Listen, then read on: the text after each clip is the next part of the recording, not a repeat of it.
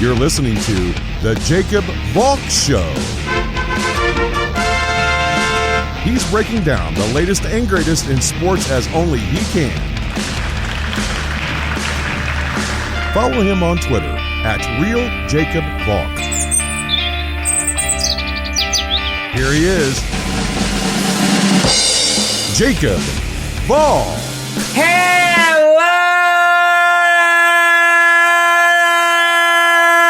sports fans! Welcome to another edition of the Jacob Valk Show. I am Jacob Valk, and there's a lot of basketball to get to today, both college and professional, along with some football. But I gotta start with the Brooklyn Nets. Now, I'm not going to go crazy in depth on this. I'm going to save it for Monday. I have arranged an interview with a very highly respected physical therapist. So, she will be able to better speak about the extent of the Kyrie injury than I will, and that anyone else will. Anyone screaming doom and gloom about this, unless it's coming from a medical professional, you shouldn't pay attention to it. It means nothing. Quite honestly, I'm not upset about this. I am not upset about the Kyrie injury. The only thing that I'm upset about is that he played through pain. This is not the year to play through pain. This is the year to rest up, heal up, and quite honestly, just take it easy. Collect your paycheck and go home. I really can't get upset at this injury. It's unfortunate. Look, if it was up to me, Kyrie would play 82 games this year and would carry the Nets into the playoffs. But I knew that wasn't going to happen. I knew he was going to take games off. I didn't expect him to get hurt. I didn't expect him to only play 20 games this year. Yeah, it's unfortunate. But to anyone screaming doom and gloom, shut up! People saying this is a blessing in disguise for the Knicks. Ha! The Knicks would still sign up for Durant and Kyrie. Let me tell you something. Even if they were both playing at 50%, the two of them could take on the whole Knicks starting lineup and win. People saying this is a bad look for the Nets? 2 max contracts down the drain? No! It's not. It's never been about this year. Whatever was going to happen this year is gravy. Now, I have no idea how they're going to do in the playoffs. I can't say that I'm happy about how they played yesterday. You blow a 20-point lead, you blow a 6-point lead with 2 minutes left, and you only score 1 point in overtime. And Jared Allen can't stop Joel Embiid to save his life. Yeah, I'd be lying to you if I said I wasn't upset about that. And there are things to be concerned about. This was supposed to be the year that everyone got acclimated to playing with Kyrie. Now that's going to be set back. But that's what the offseason's for. Come May, because this team is not making it out of the first round. We'll be lucky to win a game. So come May, they can spend all day in the gym together, getting used to each other. Are there things to be concerned about with the Nets? Absolutely. I'd be lying to you if I said everything was sunshine and rainbows with them. Of course there's a fear that this injury is going to linger. Of course there's a fear that Durant won't return to the Durant of old. The players won't get a chance to coalesce and the team will implode. Yeah, there's a chance that that can happen, but there's also a chance that aliens can abduct me tonight. You can't say with any degree of certainty that the Nets are screwed for the next 3 or 4 years. I'm going to wait for my interview with the very well-respected physical therapist. I'm going to leave you in suspense as to who that is before I jump off a cliff. If she says, yeah, everything's doom and gloom, okay, fine, we have issues. But if she says that these guys can come back at 100% next year, the Nets are NBA title contenders. It's never been about this year. I've said this a million times. It's always been about next year. Alright, there were 2 notable NFL cuts yesterday, and I'll start with Jordan Reed. Now, this fits the trend that Ron Rivera has established. He's cleaning house. He wants to bring in his own guys, which is what a lot of coaches and GMs want to do. So that's not a surprise there. I can't begrudge the Redskins for cutting Reed. He's never played 16 games. All throughout his career, he has had injury concerns. He was in the concussion protocol. And it's unfortunate that it wasn't able to work out with him. He has talent. That's undeniable. You watch him play, and you can see the talent. But at the end of the day, if you're made of glass, you're made of glass. He reminds me a lot of Tyler Eifert. Incredibly talented, but just can't stay healthy. I hope wherever Reed ends up next, he stays healthy. He's probably going to have to settle for a 1-year prove-it deal. And he's not going to be handed a starting tight end job. He's going to have to earn that in training camp and preseason. But assuming he does, I hope he stays healthy. I hope he balls out. And I hope he makes another Pro Bowl. But, quite honestly, if I was him, I'd just retire. It's not worth it anymore. You've tried for years to stay healthy and come back from injuries, and you've never been able to do it. It's not worth it. It's just not. I don't know how much money you've made throughout your NFL career, but it's got to be enough to invest it properly and start a second life for yourself. If I was counseling Reed, that's what I would advise him to do. Or get into coaching. I could see him latching on as a coach somewhere, very easily. It's unfortunate that it never worked out for Reed. He has talent, that's undeniable. But, unfortunately, that's the way the cookie crumbles. Moving over to a player very near and dear to my heart, Damon Snacks Harrison has been cut by the Lions. I remember Snacks vividly with the Jets. I loved him. I remember sitting in class when I saw the news that he was gonna sign with the Giants. I wanted to throw my iPad across the room. Now, I wasn't actively looking for it. I just saw the notification flash on my iPad. But, hell, even after that,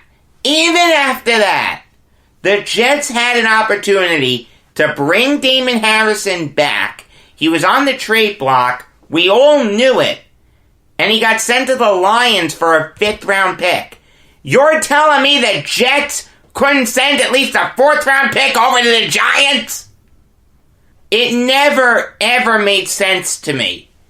The notion that the Jets and Giants can't trade with each other. I understand that they're neighborhood rivals. I get that. But they only play each other once every 4 years. Joe Douglas realized it. He was able to pull the wool over Dave Gettleman's eyes and get a third-round pick for Leonard Williams. At the end of the day, winning and losing the back page shouldn't mean anything. You know what will ultimately get you the back page here in New York? Winning. It doesn't matter if you win or lose a trade. What matters is if you win or lose on Sundays. But back to Damon Harrison. I know that by his standards, he had a down year. But it was still a really good year. According to Pro Football Focus, last year he had a 63.2 overall grade. Now that's the worst grade he's ever had. I understand that. But it's still good. I'll take it. Look, I understand he's 31 years old, and there's a risk that this is a harbinger of things to come. But the Lions historically have been a team that's been built on defense. Matt Patricia's a defensive guy. I'm very, very surprised that they just out and cut him. I understand that they're saving a lot of money by doing this, but unless you're gonna find a replacement for him in the draft, and even then you're not gonna find one as dominant as Snacks, this makes no sense. Moving over to college basketball now, and there was one game yesterday that I want to talk about, and I'm going to preview 3 games that will take place tomorrow. The game from yesterday that I want to talk about is OSU Iowa, and I'll start with OSU. Without DJ Carton, they really didn't have a chance in this game.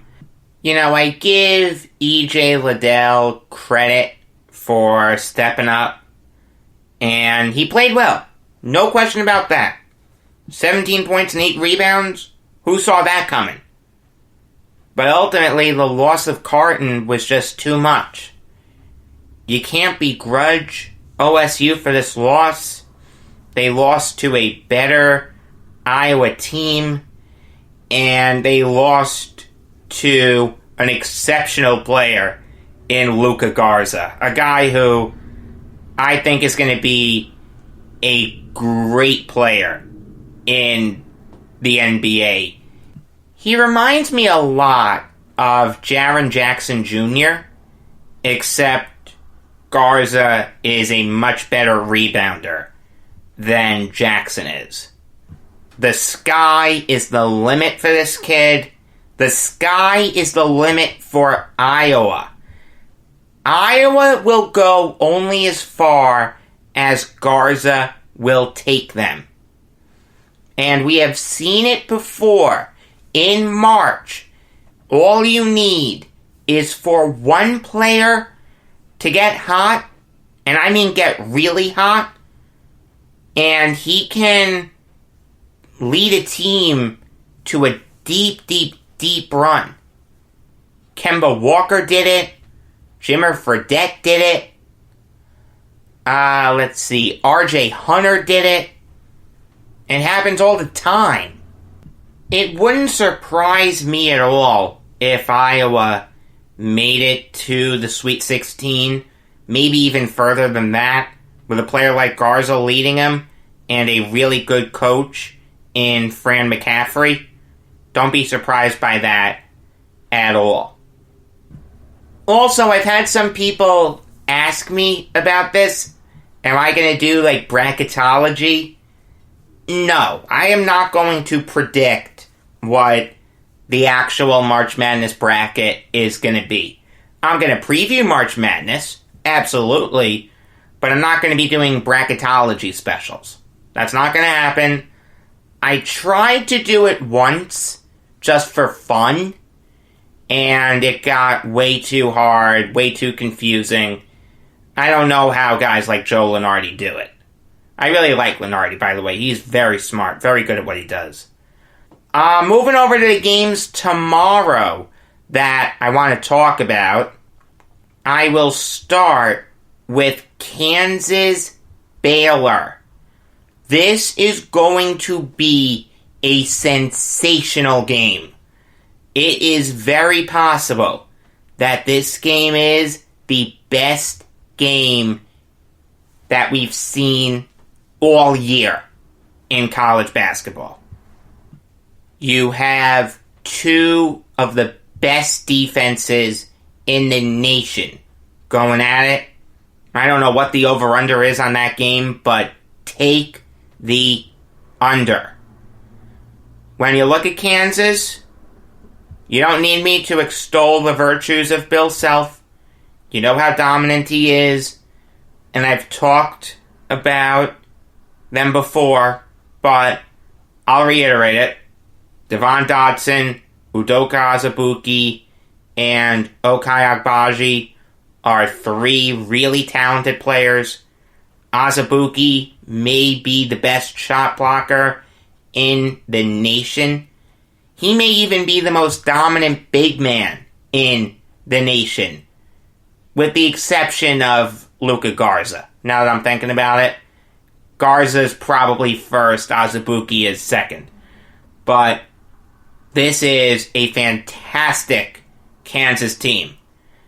It's a team very capable of making a deep run in March. I understand that their offense isn't that good. They don't have a three-point shooter to count on, with the exception of Christian Braun and Isaiah Moss. But their defense is so great that it's very possible that they do what Texas Tech did last year. Just grind out a bunch of games and win that way. They're not going to look to outscore you. They're going to look to outdefend you. There's absolutely nothing wrong with that. And Baylor is very similar. They're really led by only two players offensively, but they have more players that can defend. Jared Butler and Masio Teague are their 1-2 punch. Teague is a game-time decision, though. So, keep that in mind, but if I had to put money on it, I think he's going to play. Don't hold me to it, but I'd be very surprised if he sat out this game. This could make or break Baylor in the eyes of the committee. So if I'm looking at this game from an offensive perspective, edge Kansas. But from a defensive perspective, edge Baylor. They have a whole host of players that can stop you defensively. Jared Butler, Masio Teague, Davion Mitchell, Freddie Gillespie, Devontae Bandu, Mark Vital. How do you stop that? How do you compete with that?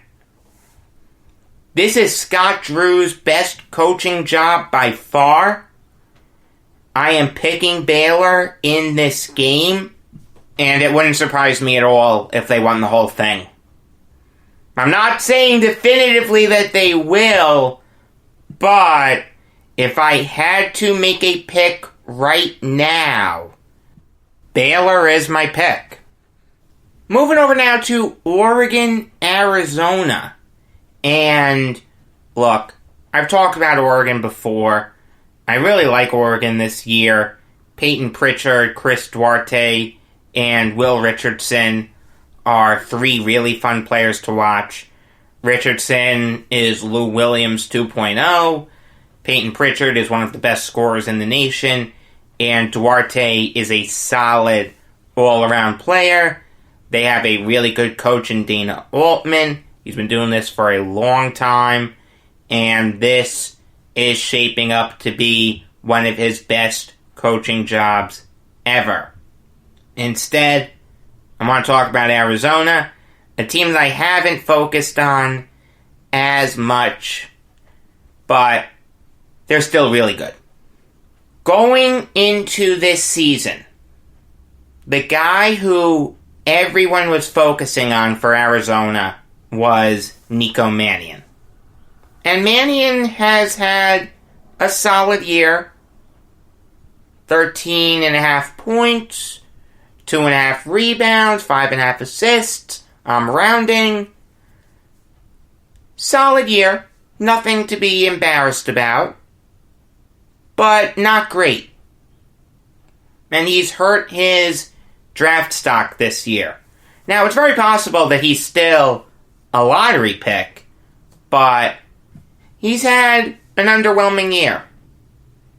The guy who has carried Arizona this year is Zeke Nnaji.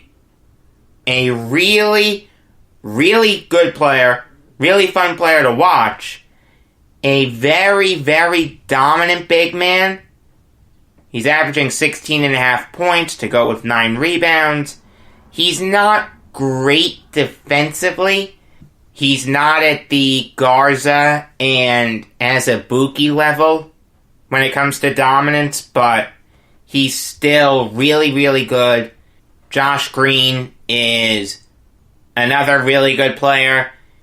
He's very well-rounded, and this is a very well-rounded Arizona team. So he fits right in there. Green is averaging 12 points a game, 4.5 rebounds, and 2.5 assists, to go with 1.5 steals and half a block a game. I love what Sean Miller has done with this school. I think Sean Miller is one of the best coaches in the nation. Even though I'm a big fan of Oregon this year, Arizona is more well-rounded. They're home, so I'm going to go with Sandra Bullock's character in Speed's alma mater, the Wildcats. I like Speed. Really good movie. Didn't see the sequel, though. Have no desire to. Moving over now to Gonzaga BYU. And Gonzaga may be the most fun team to watch in the nation. This is a very similar Gonzaga team to what Mark Few has had in the past. They don't look to out-defend you. They look to outscore you. And this Gonzaga offense may be just as good as any one of his past offenses. Philip Petrusev, Corey Kispert, Killian Tilly, Admon Gilder, Joel Ayayi, Ryan Woolridge, and Drew Timme. How do you get better than that? If you're looking for a better offense in the nation, you're not going to find it. They have shooters, they have penetrators, they have rebounders. They don't have a great distributor, though. But that's because they've divided up that responsibility equally. Hell, they distribute when it comes to distributing. It's a really crazy Gonzaga team to watch. The thing with Gonzaga is, and this happens every year, they get so hyped up going into March. A lot of people end up picking them, and they're out of it early. Last year, out in the Elite Eight. Year before that, out in the Sweet 16. Year before that, out in the Final Four. For teams as dominant as these Gonzaga teams have been, yeah, that's early. You look at their offense, they should be winning the whole thing. They just always run into teams that can slow them down. And they're never able to compensate on the other end. Gonzaga lost to Texas Tech last year. Texas Tech was the best defensive team in the nation last year. And they've always lost to really good defensive teams. It's unfortunate. I'd love for Gonzaga to win the whole thing. I'd love it if a team from the West Coast Conference came in and beat all the ACC, Big 10, Big 12, and SEC teams. And I think Mark Few is one of the best coaches in the nation. He's probably top 5 or top 10. He inherited a Gonzaga team that was absolutely dreadful, and every year he's been there, they've been in the big dance. It's just really unfortunate that they've never even made the title game in March Madness. They've had the offenses capable of doing it. They just haven't been able to make the necessary adjustments to get them there. Is it possible that they're a Final Four team this year? It's certainly possible. It depends on who they're matched up with. Sweet 16, definitely. Elite 8, probably. I don't know about Final Four, though. But when you look at BYU, they're a similar team to Gonzaga. They're just not as good. Now, I'm not begrudging what Mark Pope has done. He came over from Utah Valley. He had success at Utah Valley. And it looks like he's going to do a great job with the better Utah school. And they're a good team. They're not a great team, but they're a good team. Yoli Childs, Jake Toolson, TJ Hawes, and Alex Barcelo are really good players. Childs may even be a great player. Ultimately, though, you're not going to be able to outscore Gonzaga. And that's what BYU is going to try to do here. I think Gonzaga is going to win this game, bet the over, and depending on who they go up against in March, BYU could very easily be eliminated in the first round. If they go up against a great defensive team, wouldn't surprise me at all. You know what, I think I'll talk about Butler Creighton. I'm not going to talk about Maryland OSU because I already talked about OSU. So, I'll talk about Butler Creighton. That's taking place on Sunday. So, yeah, alright, Butler Creighton. Butler is a really, really good defensive team. One of the best defensive teams in the nation. Now, that's not to take away from their offense. Kmart Baldwin and Sean McDermott are a fine 1-2 punch. Baldwin as the penetrator and McDermott as the outside threat. That's perfectly fine. No complaints there. But their defense is where they shine. Even though they don't have one great defender, their best defender is probably Baldwin, and I think he's going to be a really good player in the NBA. They don't have a dedicated defensive stopper, but LaVall Jordan is preaching a disciplined system, a system built solely around defense, and they're a team that could give another team in March trouble. If it's a team like BYU, a team that's just going to look to shoot the lights out, Butler can win that game very, very easily. And Creighton fits that mold too. Creighton is a team built solely around offense. Tyshawn Alexander, Marcus Zagorowski, Denzel Mahoney, and Mitchell Ballack are 4 really, really talented scorers. And with the exception of Mahoney, they can all shoot the 3. Greg McDermott has never been a great coach, but I really, really like what he's done with this Creighton team. Even though it's at Omaha, I'm going to go with Butler, just because I think their defense is going to be able to slow down Creighton's offense. Usually, a great defense is able to beat a great offense in college basketball. There actually is a hockey trade that just broke that I need to talk about. The Ducks traded Andre Kasha to the Bruins for David Backus, Axel Anderson, and a first-round pick this year.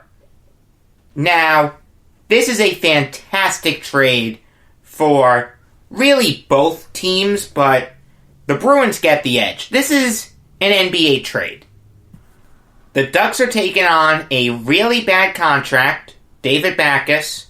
He was set to count for $4.5 million against the cap next year. In 16 games this year, he only has 3 points. He has been a massive disappointment since going to Boston. In exchange for taking on that bad contract, the Ducks are getting Axel Anderson, who supposedly has a ton of upside. From what I've read, he's a really good skater and profiles as an offensive defenseman in the next level who can play on the power play, and a first rounder. Nothing wrong with doing that if you're Bob Murray. It makes sense for the Ducks, but it especially makes sense for the Bruins. Kasha is one of the most underrated players in the NHL. Now, he's always had injury concerns. He's never played a full season. But he's a really, really good two-way player. I know that the analytics community likes him because he's very good with the puck. He doesn't turn the puck over a lot. He'll help the Bruins out tremendously on their second line, a line that has struggled with the exception of David Krejci. Charlie Coyle has not worked on that line, so you're able to bump him down to third line center. I guarantee you he'll be fantastic there. This sets the Bruins up well for this year and next year too, because they just freed up a lot of cap space here. They freed up about $2 million. It means that Don Sweeney can make other trades, and they could stand to improve their defense. Outside of Torrey Krug and Charlie McAvoy, there's no one on that defense that scares me. Brandon Carlo, Matt Grzelcyk, and Zdeno Chara are good, but they're not great. Chara was at one point, but he's 42 years old. You still have to respect him. He was born on my birthday. I always liked him. Terrible trade by Mike Milbury, but he's a shell of his former self. This trade makes sense for both teams, but since this gets the Bruins closer to a Stanley Cup, I'm going to say that they won it, but Ducks fans have nothing to be upset with here. This was a very good trade by Bob Murray. Monday is going to be a very, very special day. A Brooklyn Nets show in the morning featuring an interview with a very highly respected physical therapist about Kyrie Irving and Kevin Durant's injuries. The Jacob Valk show in the afternoon. And in the evening, I will grade what the Islanders did or didn't do at the trade deadline. As it stands right now, it's not going to be a good grade. Hopefully it changes. I saw a rumor that Lamoriello would be willing to give up a first-round pick for Brandon Saad. Saad would make perfect sense for the Islanders. I actually traded for him in NHL 20. He's won a Stanley Cup. He's actually won 2. Very talented offensive player. I'd love him on the Islanders. It'll change my grade immensely. I hope you have a good weekend. Until Monday, I am Jacob Valk saying that the definition of boredom is having to listen to someone talk about themselves when I really want to just talk about me.